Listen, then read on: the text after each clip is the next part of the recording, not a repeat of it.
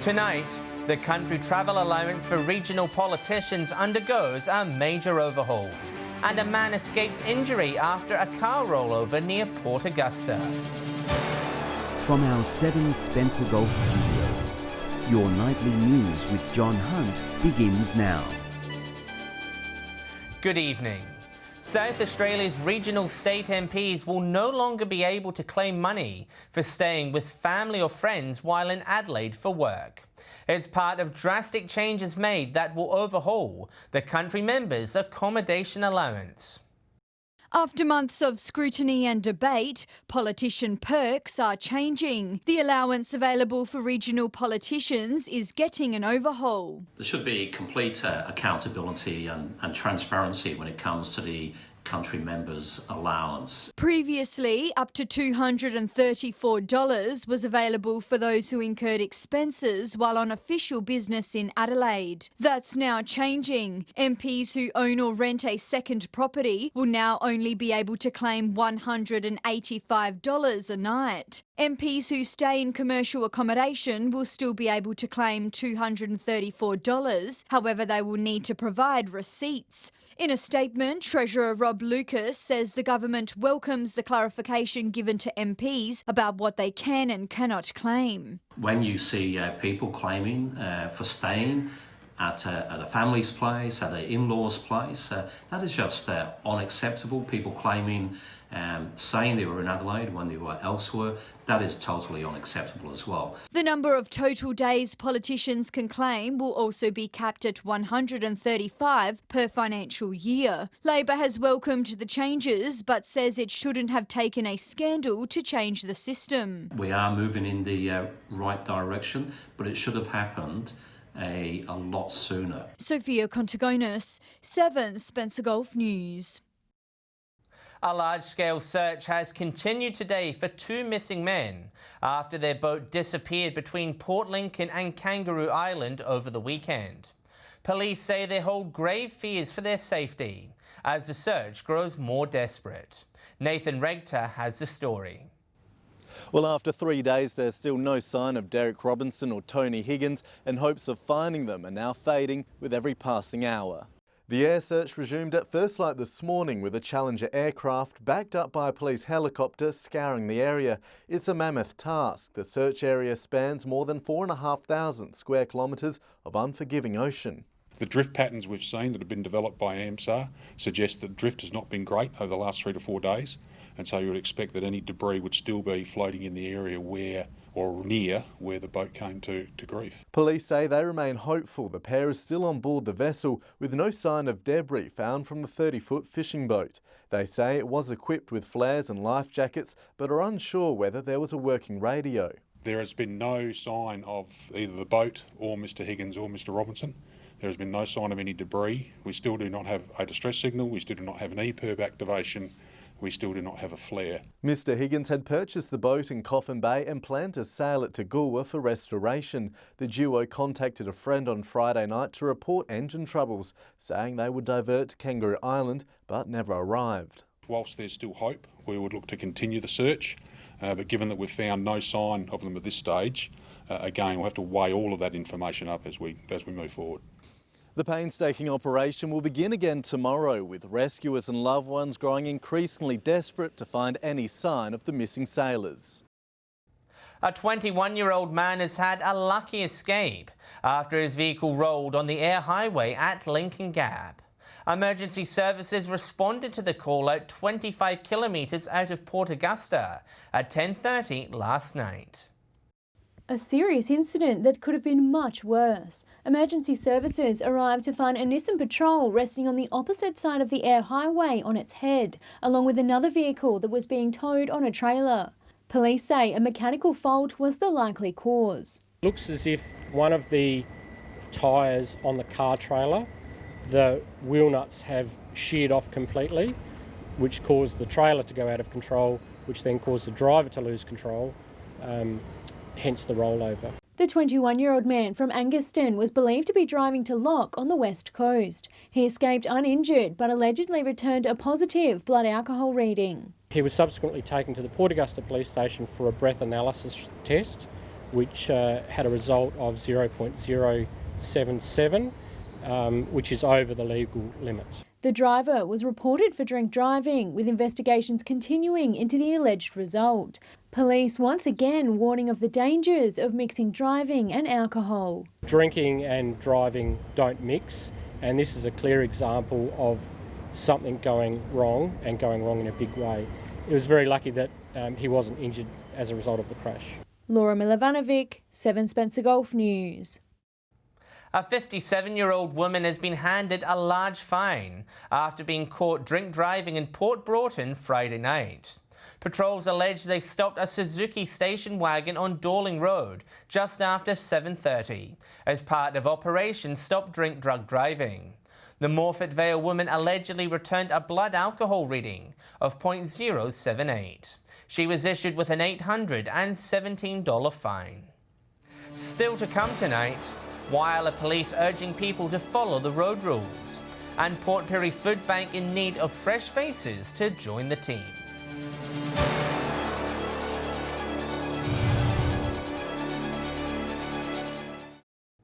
Welcome back. A Whyalla L plater is among a list of South Australians caught drink and drug driving over the past week. Police once again warning of the dangers of getting behind the wheel while under the influence. Sophia Contagonis has more. An 18-year-old Whyalla Stewart learner driver was caught by police over the weekend after she allegedly returned a positive test result to drugs and alcohol. She returned a positive breath test of 0.021 and a positive drug test to driving with methamphetamine in her system. The arrest part of a South Australian drink and drug operation which ran over the weekend. Police conducted more than 8,500 breath tests and issued multiple fines. 38 people returned a positive result to alcohol, 16 vehicles were impounded and 11 people were issued with immediate loss of licence. Several high readings were recorded, with one being a 28-year-old Whyalla Norrie man who returned a reading of 0.168. Drug tests were also conducted, with 39 drivers returning a positive result. The samples will be sent to the Forensic Science Centre for further analysis, and those drivers may face serious penalties. The RAA says it recorded almost 100 offences involving learners driving under the influence of illicit drugs and or alcohol last financial year. 71 of them allegedly driving under the influence of drugs, and 26 allegedly driving with a blood alcohol content above 0. 18 licensed drivers were also fined for incorrectly supervising. Police asked locals who witness anyone driving dangerously to contact them immediately. Port Pirie's Food Bank is in desperate need of more helping hands as demands for its services increase. With Christmas time fast approaching, volunteers are urging residents to give up their time and help those who need it most. This centre is helping vulnerable Port Pirie community members. 150 kilograms of fruit and veg and more than 50 kilograms of bread is taken from these shelves every day. We go through a lot of fruit and vegetables and deliveries every day, which is donated through Second Bite, Aldi and Coles. Food Hub volunteers say they're busier than ever, with the current economic climate putting many local families in compromising positions. It's an extremely important service, especially in Port Pirie, as there's so many people that are homeless. You have to be in financial hardship, and that can be assessed with an appointment at Uniting Country SA or other organisations. Volunteers also preparing for more customers, predicting an influx over the summer months. I do expect it to get very busy as the festive season does approach. As we get busier, our workload gets busier. So for other people who would like to come out and give more to the community. This volunteer has given up her time for more than 5 years. She's now encouraging others in the community to reach out and join the team. I've gotten more out of it than what I put into it, I guess. So, it's been extremely rewarding. Anyone interested is urged to contact their local Uniting Country SA branch. You only need to speak to our volunteers. They all thoroughly enjoy coming, and it's certainly good for your well-being to get out and mix with the community. Shari Hams, 7 Spencer Gulf News. Volunteering groups across our region can now apply for grants of up to $5,000 to help with projects. The federal government funding aimed at helping those in the community who work to make it a better place to live. Volunteering has a major impact not only to those giving up their time but also to our economy. The estimated contribution in South Australia alone from volunteering is up to $5 billion annually. But over the last few months, those numbers have dwindled dramatically. We've seen a almost 70% decline in volunteering across Australia alone, and South Australia hasn't been immune to that. So these grants, the real purpose is to reignite volunteering across South Australia. The federal government releasing supplementary volunteer grants to be distributed throughout the nation. A large amount of small grants available ranging from $1,000 to $5,000, which isn't a huge amount of money, but it's going to be able to reach far and wide. They're being made available to help support those supporting their communities.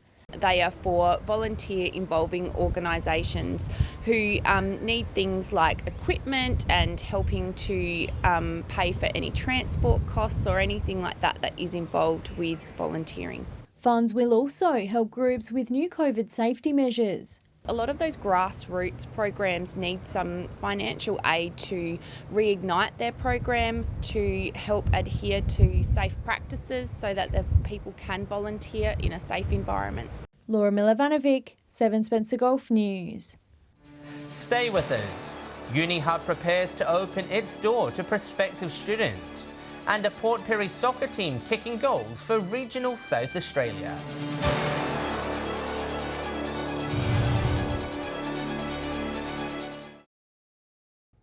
UniHub Spencer Golf's Open Day is fast approaching, with visits to the Port Pirie campus beginning on Monday. School leavers and those interested in a career change are being welcomed to come and chat to experts about what degrees can be studied. CEO Anita Chris says the day is ideal for regional residents thinking about university, but not sure where to start. More information about the day and tour times can be found online. John Perry Secondary School Soccer Academy is celebrating after going undefeated in a recent five-a-side tournament. Now turning their focus to the next competition, the students are encouraging other girls to come and have a kick. Year 7, 8 and 9 John Perry girls returning to Port Pirie with the trophy firmly in their hands. It was really fun, it was an interesting day, lots of competition. It's good that we won too, so yeah. We won and it's a different competition without the boys involved. The team competing in a 5A-side state tournament in Adelaide, taking out their division, their coach says they have every reason to celebrate. And I think the girls can be definitely very proud of their efforts in Division 2. Competing against well-established city school soccer programs, the win is a boost for the new academy. Being country, it's normally more challenging against the city schools. They have a little bit more funding, I think, and just general interest in sport. The team working hard on the day, focusing on different skills. It was pretty good. I learned how to attempt goals and have supportive teammates. We've taught them throughout the year, moving off the ball, having that quick transition, understanding shape, and working for each other as teammates. The team already shifting their focus to the next competition. Local girls interested in the sport are being urged to play. It's exciting for us girls as well, because mainly some girls feel like, maybe I should do this, maybe I shouldn't. But yeah, definitely get out there. Talk about the Matildas getting the World Cup in Australia. I think that's awesome as well. So, I think a few girls are maybe seeing that and, thinking, I'd like to be a part of that. Shari Hams, 7 Spencer Golf News. Turning to sport now, and the grand final in Port Lincoln hockey is just around the corner, with finals underway. Marauders showed their title credentials over the weekend, with a big win over Flinders. Nathan Regter has this week's sports wrap. It was top of the table Marauders taking on bottom of the run Flinders over the weekend, and there was no surprise with the final score. Marauders came out swinging early on and proved just why they're on top of the ladder. Flinders struggled to keep up and were defeated 8-0, with Marauders sending a warning to the rest of the competition. In the other men's match, Panthers took on the Wanderers. It was a close contest for most of the match, but the Panthers edged ahead late to record a 4-2 victory. They're set to go head-to-head against the Marauders in the grand final next week. In the women's A-grade, Marauders had a 6-0 win over Flinders, while the Panthers were defeated in a close game by the Wanderers 1-0. Changing sports and in local soccer, and it was round 10 of the Jim Lawrenson League Championship in Whyalla. Croatia's title chances suffered a blow going down to Lions 4-3 on Saturday afternoon, while a Logan Green hat-trick helped bottom place Still defeat second place Westlands 3-2. The weekend's results means 4 of the 5 clubs in the league are within 2 points of each other on the ladder heading into the final 5 rounds of the season. Heading over to Port Pirie, the Northern Demons are 10th in the NPL State League 2 table after narrowly going down to the Galway Eagles 2-1. Turning to netball now, and Whyalla netball finals began over the weekend. Kiwi are the first side through to this year's grand final after a big win over True Blue. The premiership favourites recording a 49-28 win to book their spot in the decider. In the elimination final, YCW kept their season alive with a 46-29 win over Warriors. Meanwhile, in Broken Hill, St Joe's Gestures were too strong for United, winning 36-7. Morgie saw victory over St Joe's, cruising to an 18-goal win. West Flames Black were defeated by Williama Red 20-32, and West Flames Red had a win over Wilma 35-14. That's all for sports for another week. Footy Tips will return on Friday, and we'll be back next week with all the results and highlights from across the region. Stay with us after the break. I'll have the day's finance news, and Britt will join us with the latest weather forecast.